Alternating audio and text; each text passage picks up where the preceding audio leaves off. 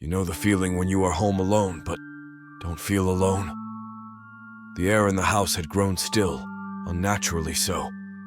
Shadows danced menacingly across the walls as the flickering light cast eerie shapes. I was home alone, and I could feel something was terribly wrong. I was just a young child at the time. My parents had left me alone for only 3 hours, but it felt like an eternity. As the ominous quiet settled in, my heart raced, and a sense of foreboding wrapped itself around me like a shroud. I clung to the phone, trying to dial my parents' number, but the cordless handset was dead. Panic set in, and I sprinted through the dimly lit house, searching for the one thing that could help me feel safe: the light switch.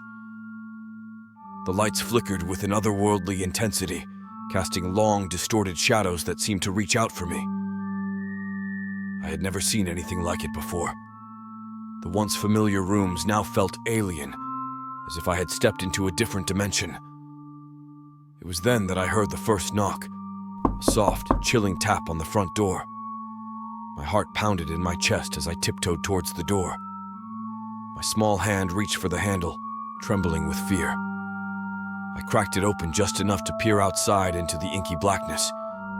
There was nothing there, only the eerie silence of the night. I closed the door and retreated back into the house. Maybe it was just my imagination playing tricks on me, I thought, desperately trying to convince myself that all was well. But as I made my way to the living room, the knocks on the front door grew louder and more persistent. 3 sharp, distinct raps seemed to resonate through my very soul. My courage waned, but I had to know who was outside. Gathering every ounce of strength, I once again approached the door. This time I flung it open with a defiant courage I didn't know I possessed. The sight that met my eyes sent shivers down my spine. There, standing on the porch, was a figure that should not exist. A translucent, ghostly figure, its face a twisted mask of anguish and longing. Its hollow eyes stared into mine, and in that moment, I felt like it could see right through me, into the darkest corners of my soul. Terror coursed through my veins as the apparition slowly extended its bony, ethereal hand towards me as if beckoning me to come closer. I slammed the door shut, my heart pounding and my body drenched in cold sweat. The knocking continued, now more fervent, as if the spirit outside was growing increasingly impatient. I retreated further into the house, but the sense of isolation and vulnerability hung over me like a heavy shroud. I desperately needed to contact my parents, but the phones remained stubbornly lifeless. I found myself in the dimly lit kitchen, my breath ragged, when a whisper echoed through the stillness. A ghostly voice, barely audible, called my name. It hissed, sending chills down my spine. My name, spoken by a voice from beyond, paralyzed me with fear. Tears welled up in my eyes, and I desperately pleaded with the unseen presence. "Who are you? What do you want?" There was no response, only a maddening, eerie silence that was broken by the relentless pounding on the front door. With trembling hands, I reached for a nearby kitchen knife, a feeble attempt at self-defense against the unknown.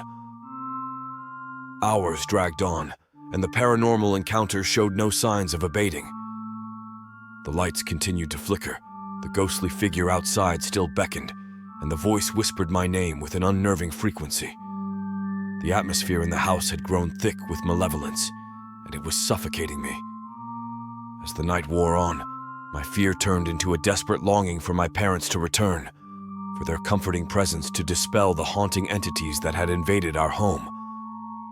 But the clock on the wall seemed frozen, as if time itself had become an unwilling captive in this surreal nightmare.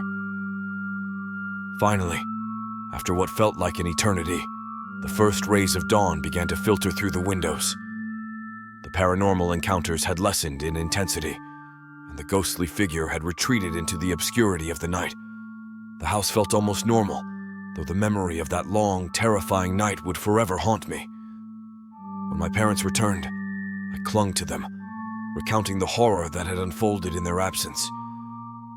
I expected them to dismiss it as the overactive imagination of a child, but to my astonishment, they exchanged uneasy glances. It seemed they, too, had experienced something strange that night, something they couldn't explain. To this day, we can never fully make sense of that night. It was a night when the realms of the living and the dead collided when a young child came face to face with the supernatural. And though we tried to forget, the echoes of that haunting encounter would forever linger in the darkest corners of our minds, a chilling reminder that there are mysteries in this world that we may never truly comprehend. Don't forget to hit the subscribe button for me and like this video. Keep it creepy and see you next time.